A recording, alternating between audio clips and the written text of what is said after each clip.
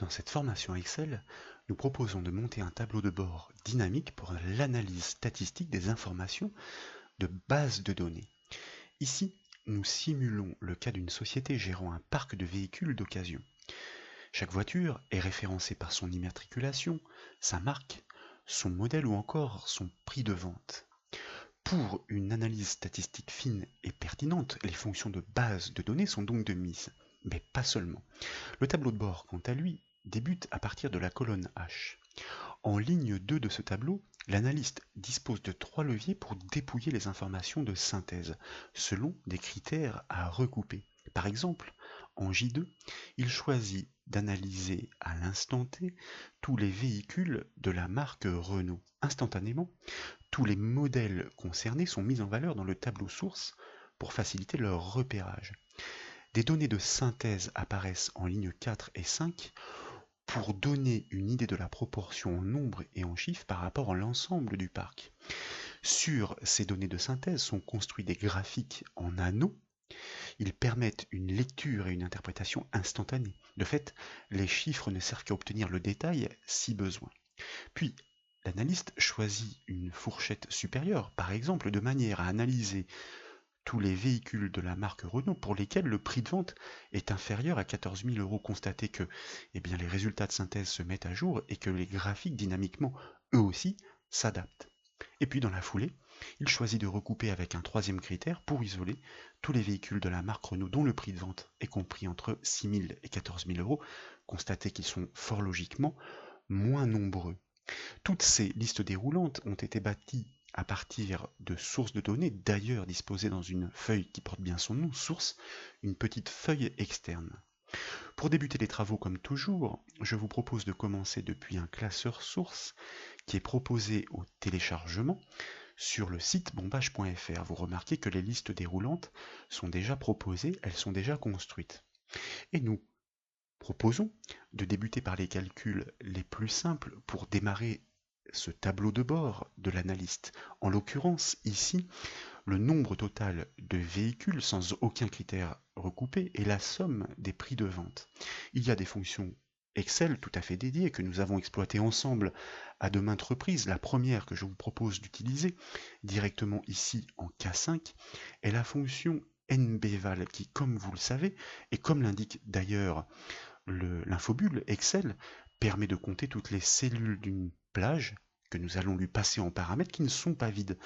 Donc nous ouvrons la parenthèse, quelle est cette plage ou ces plages d'ailleurs? Eh bien ici, nous n'allons pas nous embêter, nous allons désigner la colonne intégrale par son étiquette, soit B. Ainsi, notre formule sera dynamique si d'aventure de nouveaux véhicules étaient ajoutés à la suite du parc, c'est-à-dire à la suite du tableau.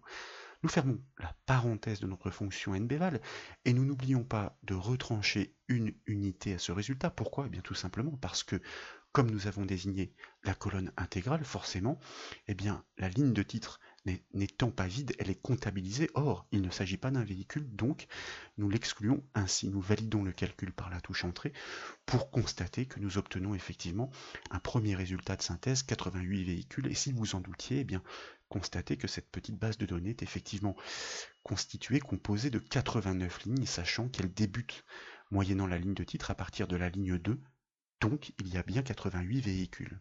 Et puis, tout aussi simplement, nous souhaitons réaliser la somme des ventes pour l'ensemble du parc automobile afin de savoir un peu quelle manne financière nous sommes en train de gérer. Nous allons exploiter la fonction somme qui est tout à fait souple comme d'autres fonctions statistiques dans la mesure où ici nous allons nous permettre de désigner là encore l'intégralité de la colonne par son étiquette. La fonction somme en effet est capable d'ignorer toutes les cellules vides et toutes les cellules d'une manière générale qui ne sont pas numériques, donc la cellule de titre. Nous fermons la parenthèse de notre fonction somme et vous constatez qu'à validation, nous obtenons bien le résultat de synthèse. Les mêmes calculs doivent être réalisés en colonne I, plus spécifiquement en I5 et I6, mais en fonction de critères recoupés. Ce sont les fonctions de base de données respectivement BDNB et B des sommes qui permettent de réaliser ces opérations sur un tableau de données selon une zone de critères prévue à cet effet. Et ici, il est important pour que cette zone de critères puisse être prise en compte par ces fonctions de base de données, et bien que les en-têtes soient scrupuleusement reproduits à l'identique par copier-coller, c'est ce que nous avons fait donc, de manière à ce que la correspondance entre le critère et le champ puisse être réalisée. Pour simplifier les opérations, en amont, nous avons choisi de donner un nom à cette base de données. Pour preuve, si vous activez votre ruban formule en cliquant sur son onglet et que vous cliquez sur le bouton gestionnaire de nom, vous constatez la présence du nom BDD qui recense effectivement sur notre feuille parc auto la plage de cellules qui débute en B1 et qui se poursuit jusqu'à E89. Nous venons de constater que notre base de données se poursuivait jusqu'à la ligne 89. Il s'agit en effet de notre tableau de notre parc automobile sur lequel nous allons donc agir grâce à ce nom pour simplifier l'opération de manière à ne pas avoir à le sélectionner à la souris. Je vous disais donc que, autant pour moi, la fonction donc BDNB permet de dénombrer tous les enregistrements d'une base de données correspondant à une zone de critères donc conditions recoupées. Lorsque nous ouvrons la parenthèse, les infobulles sont toujours très précieuses pour nous aiguiller dans le renseignement des arguments. Il faut commencer par définir la base de données sur laquelle nous souhaitons réaliser ce dénombrement. Comme je vous le disais, nous allons l'indiquer, la définir par son nom, d'ailleurs reconnu par Excel et proposé, comme vous le constatez, dans la liste déroulante IntelliSense. BDD donc, et constatez que, à la saisie intégrale de son nom, le tableau est effectivement mis en surbrillance. Point virgule, une fois que la base de données sur laquelle nous souhaitons agir est désignée, quel est le champ sur lequel nous souhaitons effectuer ce dénombrement?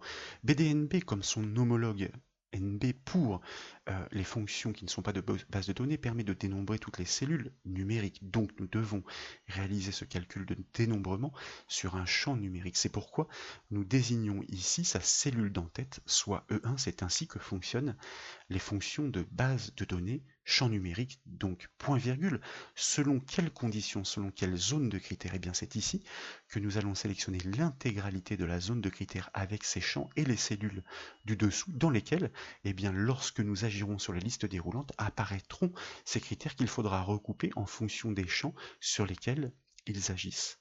C'est terminé, donc nous fermons la parenthèse de notre fonction BDNP que nous validons par contrôle entrée, première confirmation, en l'absence de conditions recoupées, nous obtenons fort logiquement exactement le même résultat de synthèse, soit 88 véhicules recensés, bien entendu, puisque, encore une fois, ici, aucune condition n'est émise. De la même façon, donc, nous souhaitons réaliser ici le calcul statistique de la somme, oui, de la somme, mais sur des critères recoupés sur une base de données, et la fonction que nous allons exploiter, que nous avions déjà présentée, se nomme BDSOM, et vous remarquez qu'elle demande exactement les mêmes arguments. Quelle est la base de données sur laquelle vous souhaitez sommer tous les enregistrements qui correspondent aux critères recoupés? Et bien cette base de données est toujours notre tableau reconnu par son nom BDD, point virgule. Quel est le champ sur lequel vous souhaitez réaliser la somme? Ici, fort logiquement, il s'agira de la colonne E. Nous indiquons, comme le demandent les fonctions de base de données, et bien la cellule d'en-tête, en l'occurrence ici la cellule E1, puisqu'il s'agit de faire la somme des prix de vente, point virgule, selon quelles conditions, et nous allons sélectionner à souris, comme précédemment, donc avec exactement les mêmes arguments, la zone de critères.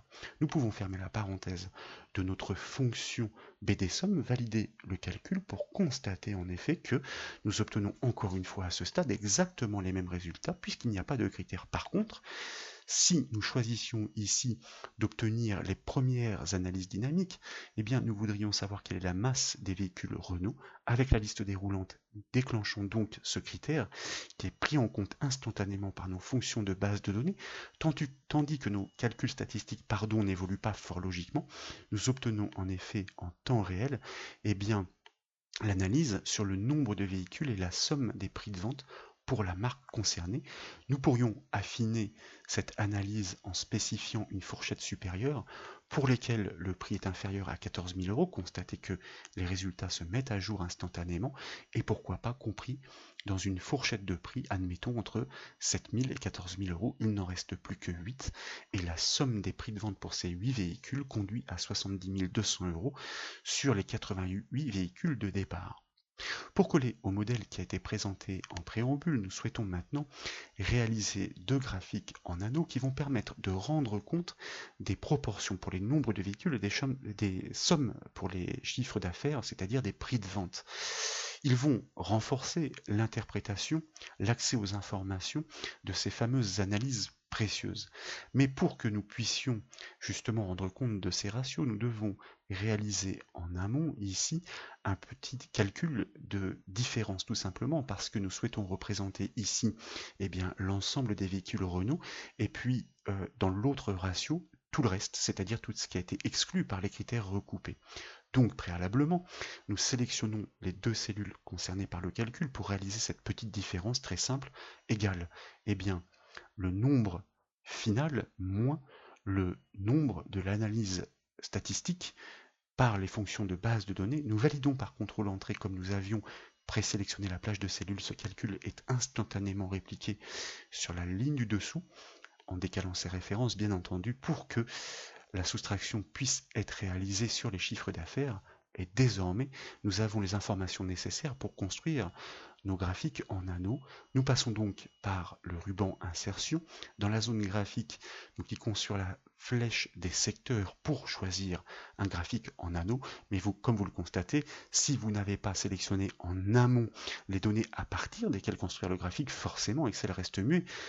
Rien n'empêche a posteriori de redéfinir les données. Quoi qu'il en soit, ici donc, n'oublions pas bien sûr de sélectionner les données à partir desquelles nous souhaitons faire cette représentation de proportion. Dans la foulée donc, nous choisissons effectivement notre graphique en anneaux que nous validons et puis que nous allons disposer directement dans la zone qui est prévue à cet effet.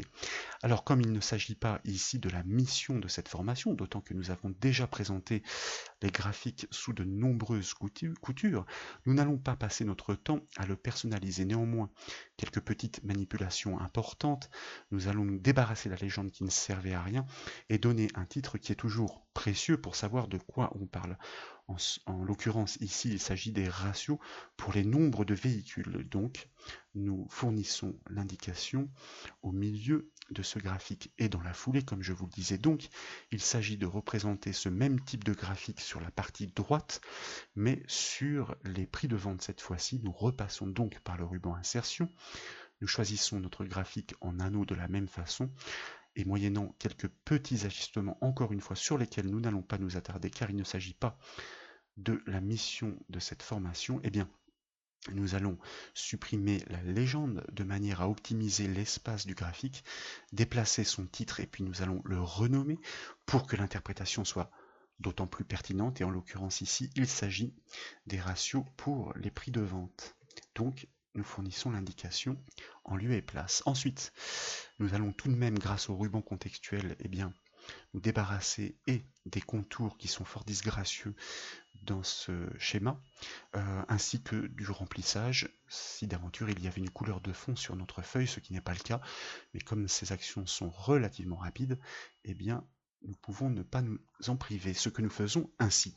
Les graphiques, comme vous le savez, sont donc dynamiquement liés à leur source de données qui elles-mêmes sont liées dynamiquement à la zone de critères en fonction des conditions que l'analyste va choisir de recouper à l'instant T. Nous choisissons d'isoler ici tous les véhicules de la marque Renault pour lesquels le prix de vente est inférieur à 19 000 euros. Vous avez constaté que les résultats de synthèse se sont mis à jour et par voie de conséquence, les graphiques qui sont bâtis dessus se sont eux-mêmes adaptés. Il en va de même, bien entendu, si nous affinons encore cette zone de critères, le résultat est sans appel, comme vous l'avez constaté. Effectivement, la proportion est bien inférieure cette fois-ci, car les critères sont très restrictifs dans la mesure où, effectivement, nous avons choisi d'isoler tous les véhicules de la marque Renault, compris entre 7 000 et 19 000 euros. Il n'en reste plus que 9 par rapport aux 79 autres donc, et forcément, les graphiques se sont mis à jour. Bien sûr, il conviendrait ici de peaufiner leur apparence de manière à ce qu'elle soit plus en adéquation avec le reste de la mise en forme de notre tableau. Je vous laisserai faire car il s'agit d'exploiter les rubans contextuels, création et format qui apparaissent dès lors qu'un graphique est sélectionné. Pour parfaire notre application, il s'agit désormais de pouvoir mettre en valeur toutes les lignes instantanément qui sont concernées dans la base de données en fonction des critères recoupés. Bien sûr, c'est la mise en forme conditionnelle qui va nous permettre de pouvoir faire ressortir ces lignes comme son nom l'indique, dynamiquement en fonction des critères. Eh bien, nous allons pouvoir influer sur les couleurs de fond de manière à venir recouper, corroborer toute cette analyse et par les chiffres et par les graphiques. Cependant, ces critères vont devoir être bâtis par rapport à ces conditions qui sont posées dans ce petit tableau de bord. Or, à ce stade, comme vous le remarquez, eh bien, nos données numériques sont associées à des symboles, ce qui transforme ces cellules en cellules de texte. Or, nous avons besoin de restituer des informations numériques de manière à pouvoir les exploiter dans notre format dynamique. Je vous propose donc d'exploiter dans un calcul intermédiaire pour les besoins de l'opération une fonction que nous avions démontrée ensemble dans les formations Excel permettant de manipuler les chaînes de texte.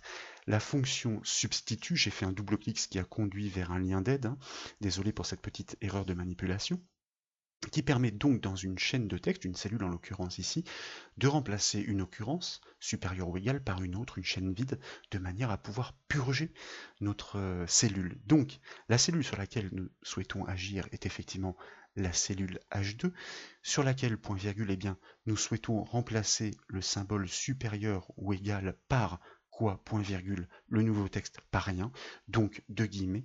Le dernier paramètre étant facultatif, nous allons l'ignorer, valider notre calcul pour constater effectivement que nous avons bien purgé notre cellule. Mais une petite indication choque l'œil, notre résultat vient s'aligner à gauche, vous savez que c'est sans appel dans Excel, cela signifie que notre résultat est toujours considéré comme du texte. C'est la raison pour laquelle, dans la foulée, eh bien, je vous propose, pour éviter tout risque, d'englober notre calcul dans une fonction un peu plus rare d'utilisation qui se nomme CNUM et comme son nom l'indique, qui permet de convertir une cellule vraisemblablement considérée comme un texte dans son équivalent numérique. Donc, nous allons englober notre fonction substitut dans notre fonction CNUM et nous validons le calcul pour obtenir effectivement un résultat numérique sans équivoque, cette fois-ci bien aligné à droite.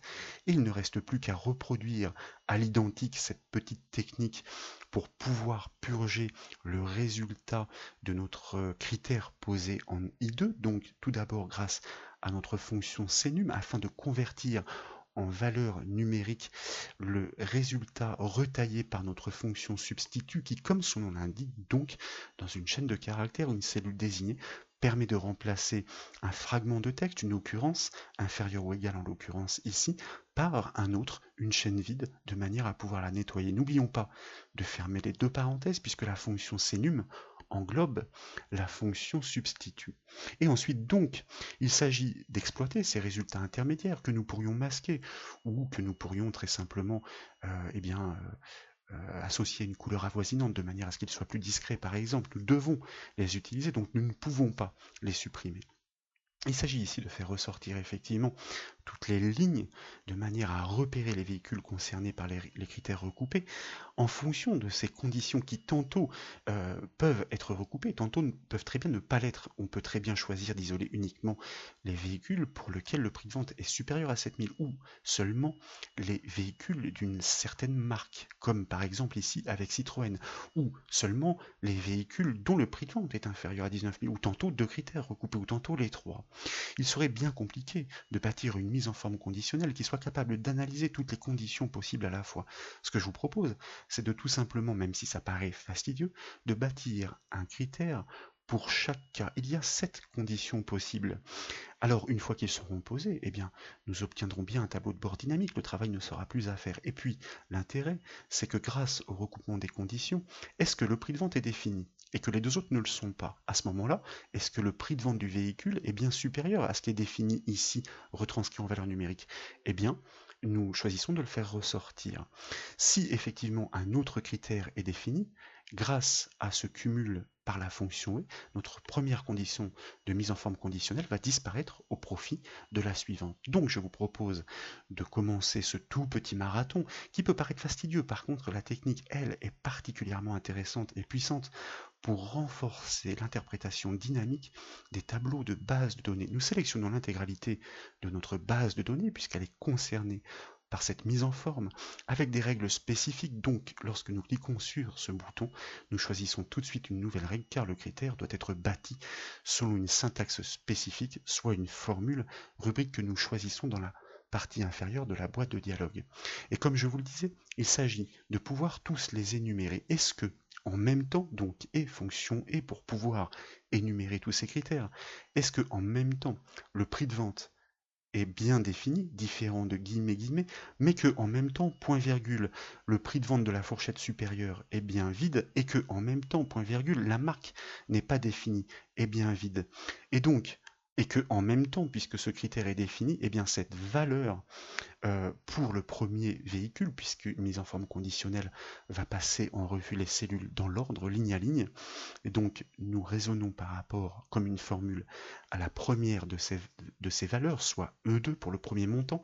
Nous allons enfoncer 2 fois la touche F4 du clavier. Cette technique est particulièrement judicieuse et intéressante pour conserver notre cellule figée en colonne, mais pas en ligne. Pourquoi? Eh bien, parce que pour chaque ligne, pour chaque colonne de la même ligne, le critère doit toujours être vérifié par rapport au prix de vente. Donc, ne doit pas bouger en colonne. Par contre, pour chaque véhicule, il s'agit bien du prix de vente correspondant qui doit être analysé sur les lignes du dessous. Donc, notre cellule doit bien bouger en ligne pour vérifier la condition. Est-ce que nous sommes bien supérieurs ou égal à cette valeur restituée juste en dessous grâce à ce petit calcul intermédiaire que nous laissons figer en revanche, puisque bien entendu, cette valeur de référence est située dans ce tableau de bord et ne doit donc pas bouger.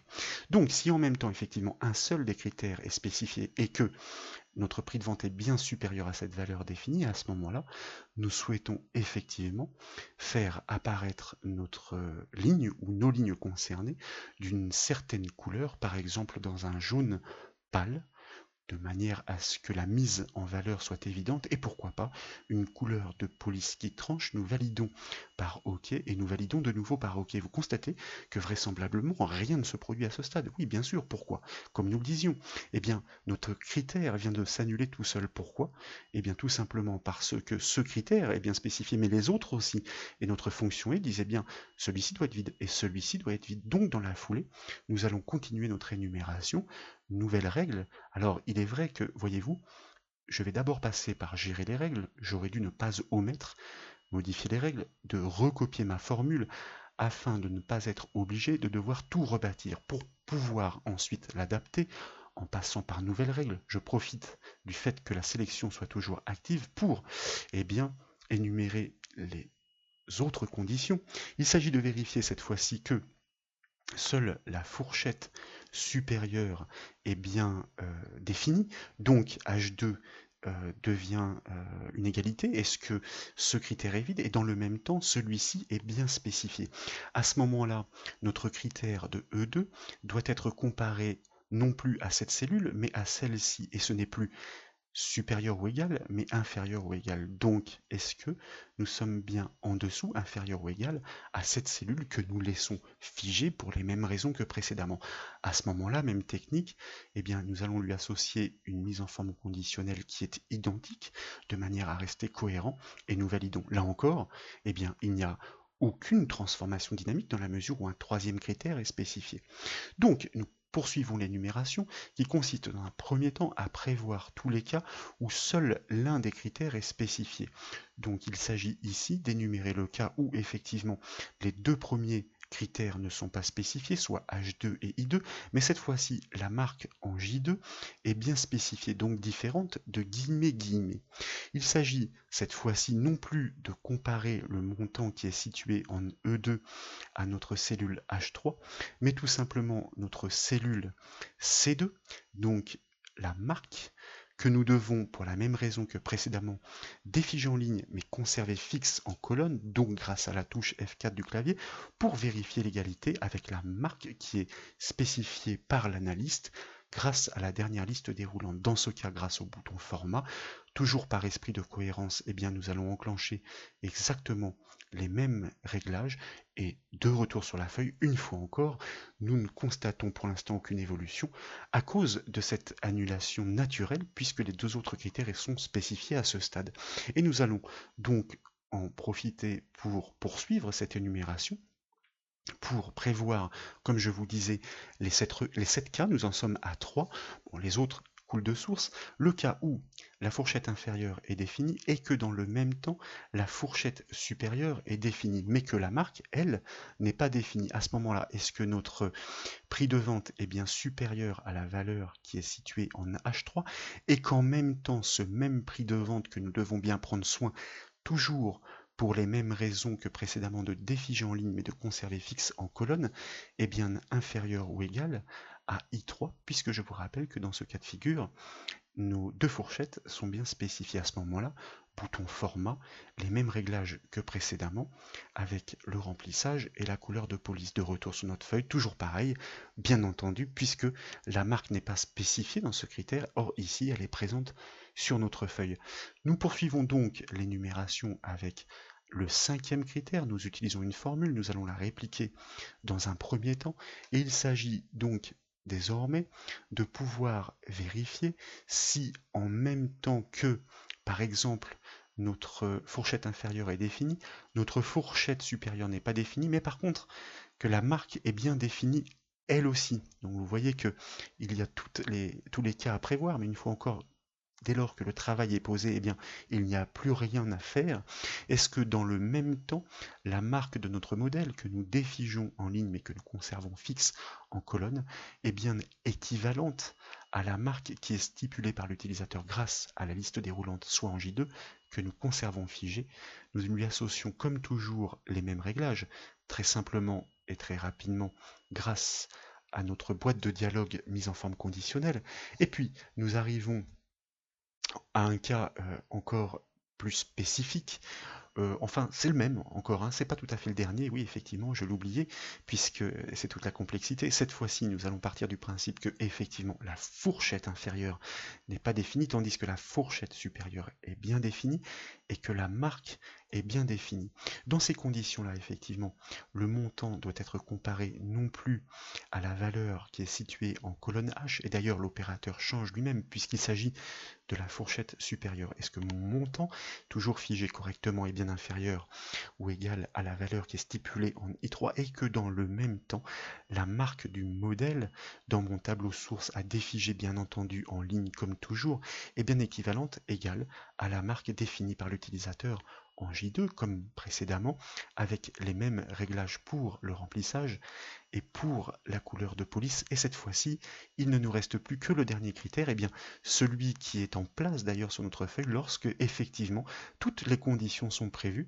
Donc il s'agit de coller une dernière fois notre formule. Il s'agit de vérifier en même temps que la fourchette inférieure est définie, que la fourchette supérieure est définie, que la marque est définie. Donc, il faut vérifier que notre montant E2 correctement figé est bien supérieur ou égal à cette valeur, que dans le même temps, notre montant E2 correctement figé est bien inférieur ou égal à cette valeur complètement figée, et que dans le même temps, point virgule, donc, notre marque, en l'occurrence la première pour la première ligne, correctement défigée en ligne et toujours correctement figée en colonne, est bien équivalente à notre marque de notre zone de critères pour lesquels, fort logiquement, nous allons définir toujours les mêmes réglages, même couleur de fond et donc même couleur de police. Cette fois, à validation, vous remarquez que les couleurs apparaissent et ce qu'il y a de particulièrement intéressant dans ces réglages désormais définis, c'est que tout est dynamique. Constatez que lorsque nous supprimons tous les critères, fort logiquement, nous obtenons une sorte de feuille d'analyse vierge. Vous constatez ici le petit retour d'erreur valeur. Donc nous aurions pu inclure notre fonction globale dans une gestion d'erreur grâce à 6 erreurs. Mais ce n'est pas l'ambition ici, nous savons comment faire. Forcément, les graphiques n'ont plus rien à présenter. Nous choisissons cette fois-ci uniquement les modèles de la marque Peugeot. Et vous remarquez que, en même temps que nous obtenons le détail numérique, que nous avons le rendu visuel par les graphiques, qui certes pourrait être plus joli une fois encore, et que nous avons en surbrillance sans équivoque tous les véhicules concernés dans la base de données source. Il en serait de même grâce à ces critères qui s'auto-annulent, grâce à l'enchaînement des contraintes à vérifier ensemble lorsque certaines zones ne sont pas remplies, lorsque c'est le cas comme ici. Vous remarquez ici que sont isolés cette fois-ci uniquement les véhicules pour lesquels le prix de vente est nécessairement supérieur à 11 000 €, on le constate bien, ils sont en surbrillance, nous avons bien une idée du ratio instantanément par les graphiques ici et le détail fourni par les fonctions de base de données. Nous allons pouvoir recouper de fil en aiguille l'ensemble de ces critères pour définir une fourchette supérieure, tous les véhicules compris entre 11 000 et 25 000 €, et vous constatez effectivement que l'analyse s'affine, et pourquoi pas uniquement ceux de la marque Mercedes, et vous voyez que finalement la proportion devient très faible ici, il n'en reste plus que 3.